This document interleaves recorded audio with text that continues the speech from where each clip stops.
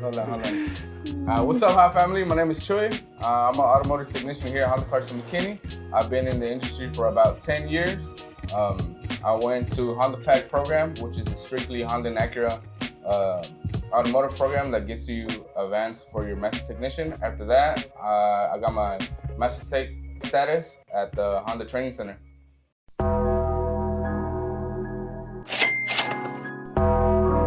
Hello, my name is Brandon. I also went to the PAC program. I also became a Master Tech.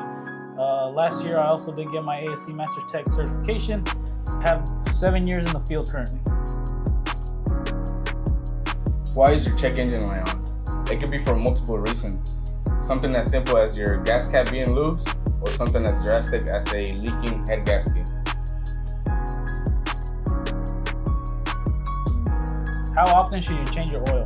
It all depends on your manufacturer, whatever your manufacturer specifies. If you do want to keep it old school, like I do, I like to change my oil in my truck every 5,000 miles. There's a whole debate on what you can, what the intervals are, but just go based off the manufacturer specifications. So how do you jumpstart a car? So first thing first, either get a set of jumper cables, or if you have a jump box, you can use that as well. If you're using jumper cables, separate both ends. You're gonna use the red to red on your positive battery cable, the black to the negative terminal. And with the help of a friend, use the other ends, hook up the positive red lead to the positive on your terminal battery. And the negative, you can either do it on the negative terminal, or you can do it on the body ground. That's how you properly jumpstart a vehicle using jumper cables. If you're using a jump box, it's a little bit more simple. It's basically plug and play, same thing.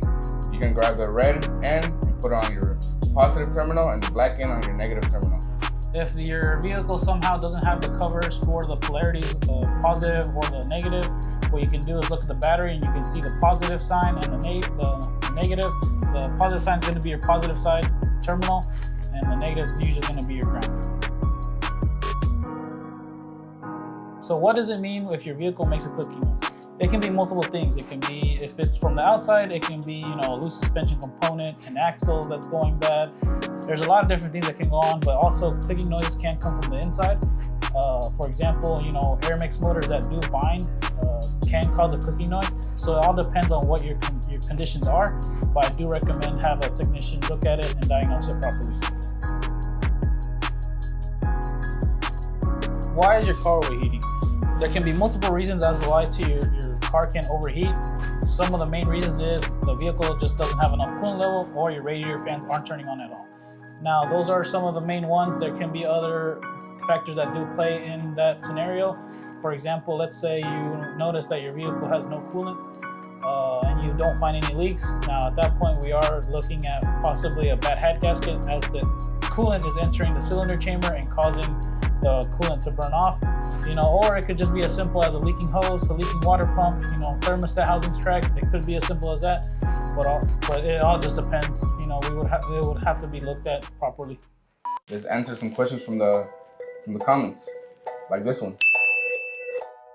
So someone asked in a previous video what brand of toolbox and cart we have. The toolbox and carts that we have currently, and everyone in the shop has the same box. They're brand name DSD. These are shop provided toolboxes. Our shop is, we are thankful that our shop actually does provide the boxes and roll carts. If your other shop doesn't provide it, you would have to provide your own.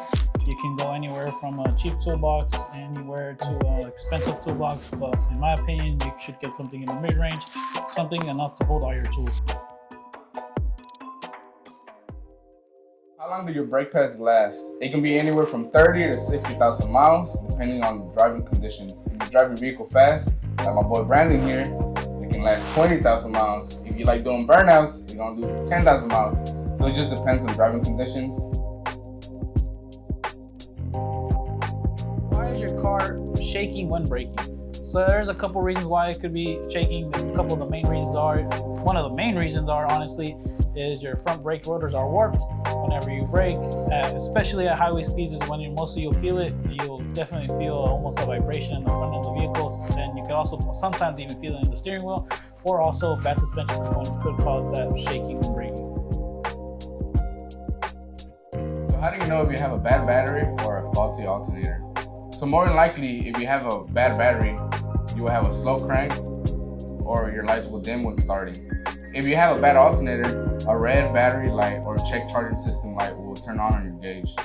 One way of testing this is if your car is running, unplug your battery. If your vehicle still runs, you have a good alternator and your battery will be the issue. What Chewy's method is a quick method of checking the alternator. Another couple ways that you can check the alternator is there is actually diagnostic tools that can check your alternator and battery for you, that check everything or the whole charging system all at once. Before you do a deep diagnosis in the vehicle to check if you have a bad battery or a bad alternator, it's always good to check your terminals, because loose terminals can give you some of those symptoms. Just to make sure to check that everything's tight and make sure there's no corrosion on the terminals. If you have any more questions, we will be answering them in the next video, so comment them down below. Also, if you haven't seen our previous video, go ahead and click on Brandon and watch it. It's a 2-year program that lets you advance, I don't know.